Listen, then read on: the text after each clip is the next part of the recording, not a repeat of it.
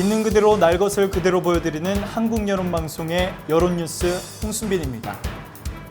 24시간 여론을 전문으로 다루는 여론뉴스 조민정입니다.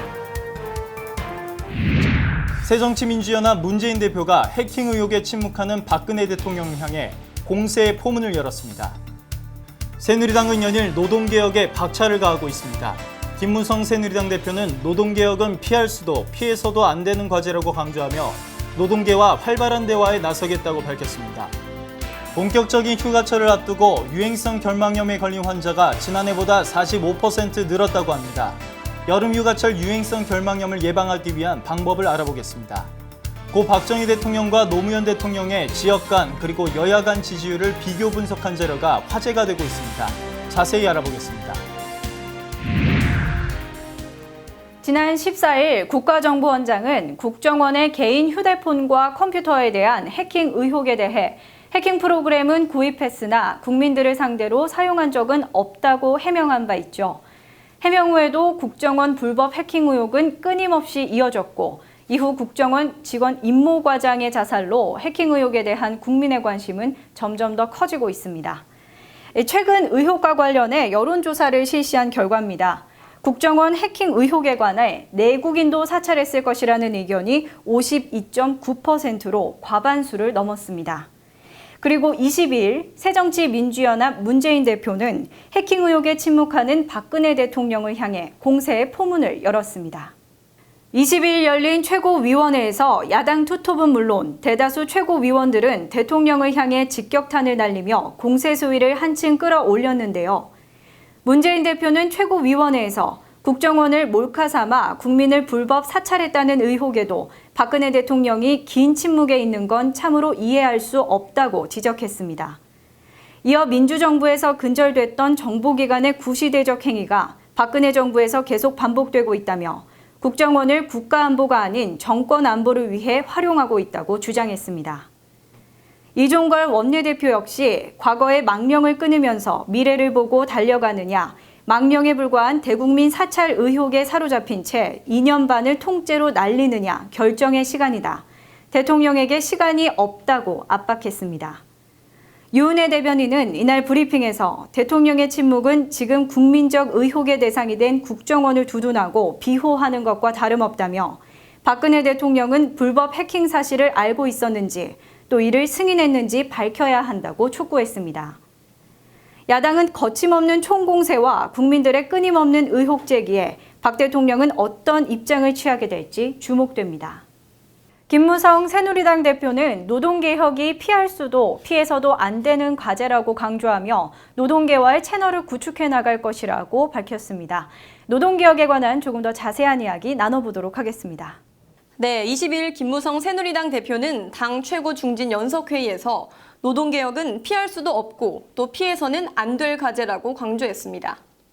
김 대표는 지금 우리 노동시장의 현실은 청년들이 고용절벽 앞에서 좌절하며 또 사회적 갈등이 치유되기 힘들 정도로 악화되고 있다고 말했습니다. 이어 노동개혁은 격차 해소와 청장년의 상생을 위한 것이지 노동계의 일방적 희생을 요구하는 것은 아니기 때문에 노사정, 삼박자의 화음이 어우러져야 한다고 말했습니다. 2015년 6월 통계청이 발표한 고용 동향을 보시겠습니다. 취업을 희망하였지만 노동시장 사유상 구직을 하지 못한 구직 단념자가 23만 명에서 49만 명으로 늘어난 걸 볼 수 있습니다. 또한 현재 노동개혁 가운데 2차 최대 쟁점으로 떠오르고 있는 사안이 바로 임금 피크제입니다. 임금 피크제는 근로자가 일정 나이에 오르면 그 이후부터는 임금이 낮아지게 하는 체계인데요. 정부가 임금 피크제를 세대 간 상생 고용 촉진책으로 내놓은 것입니다. 이 표를 보시기 바랍니다. 최근 실시된 조사 결과 국민의 약 55%가 임금 피크제 도입을 찬성하는 것으로 조사됐습니다. 하지만 실효성이 검증되지 않아 반대 여론도 팽팽한 편입니다. 네, 그렇군요. 지난달에 청년 실업률은 10.2%, 체감 실업률은 무려 11%를 넘어섰는데요. 그렇다면 앞으로 이 노동개혁 문제 어떻게 될지요? 네, 김 대표는 우리 새누리당도 우선 노동계와 대화 채널을 구축하고 의견을 듣는 노력부터 시작하겠다고 말했습니다. 사실상 앞으로 노동계의 이야기를 더욱 적극적으로 듣겠다는 이야기인데 그 귀추가 주목됩니다.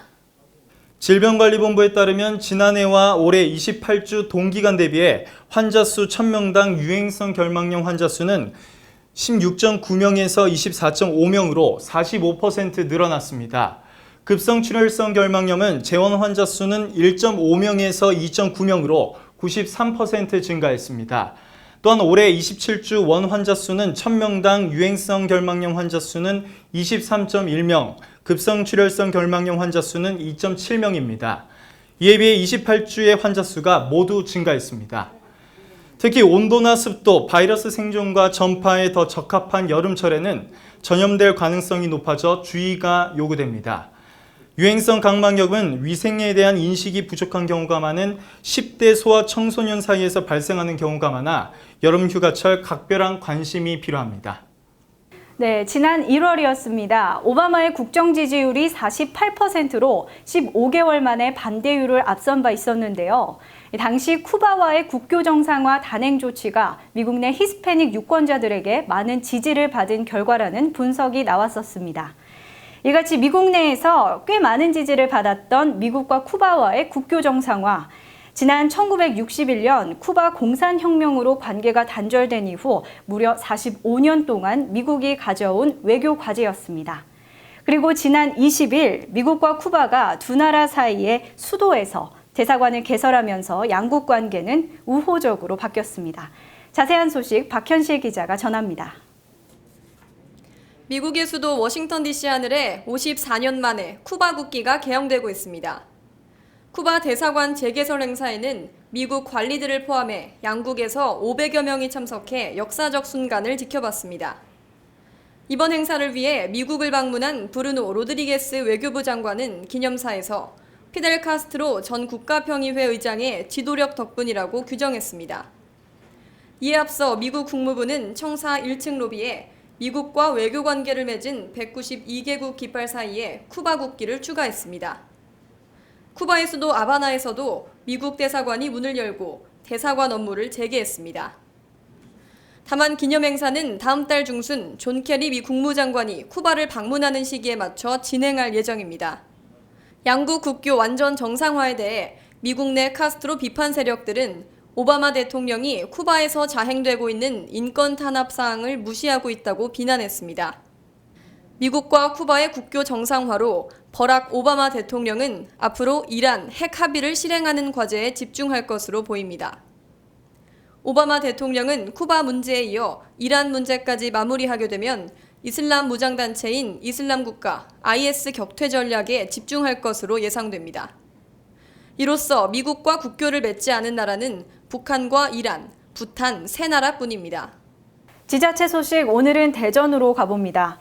공직선거법 등의 위반 혐의로 기소된 권선택 대전시장이 항소심에서도 당선 무효형을 받았습니다. 대전고법은 권 시장의 항소를 기각하고 징역 8개월에 집행유예 2년을 유지했습니다. 재판부는 원심과 마찬가지로 권 시장이 고문으로 참여한 대전미래경제연구포럼이 사전 선거운동에 해당한다고 본 것입니다.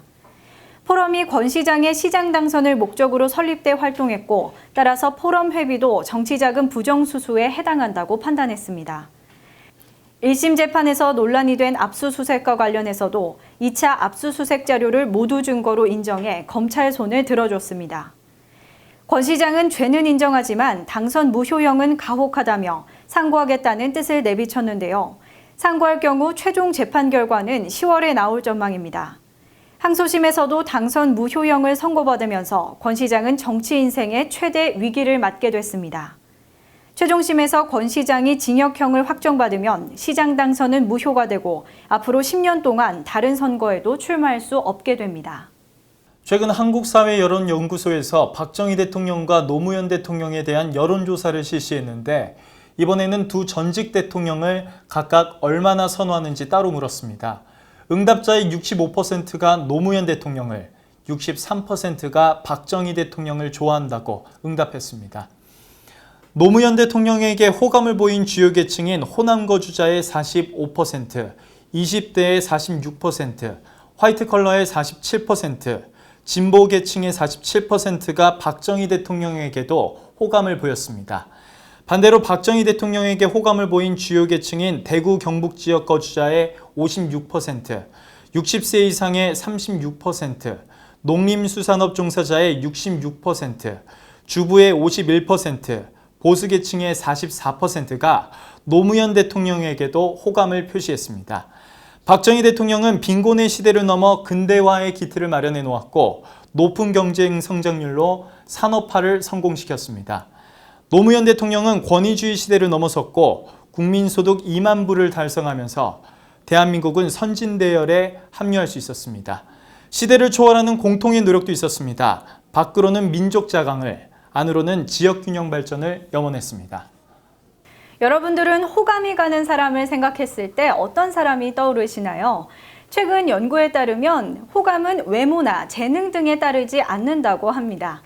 최근 연구된 UCLA 자료에 따르면 이 호감은 자신이 통제할 수 있는 그리고 정서지능에 관련된 문제라고 하는데요. 정서지능 연구업체 탤런트 스마트 연구에 따르면 정서지능이 높은 사람일수록 그렇지 않은 사람에 비해 진심, 투명함, 그리고 이해 능력 등 사회적인 면에서 우수한 성과를 냈다고 합니다. 그렇다면 타인에게 호감을 줄 수 있는 결정적인 행동은 무엇일까요? 질문을 하거나 휴대전화를 하지 않는다. 또 사람을 진심으로 대하고 남을 함부로 평가하지 않는다. 그리고 고마워하는 태도와 겸손한 태도를 갖는다 등이 있었습니다. 이 호감을 갖는 사람들은요, 외향적인 태도보다는 사람들에게 좀 더 진심을 대하는 태도가 중요하다고 보여집니다. 휴가철하면 제주도인데요. 이 제주도에 별장을 구입하거나 아예 이주하시는 분들이 많다고 합니다. 화면을 보시면 정말 많은 연예인분들이 제주도에 살고 계시는데요. 이효리 씨가 살고 계시는 곳을 볼 수 있습니다. 이곳에 최근에 부동산 가치가 아주 크게 올랐다고 하는데요.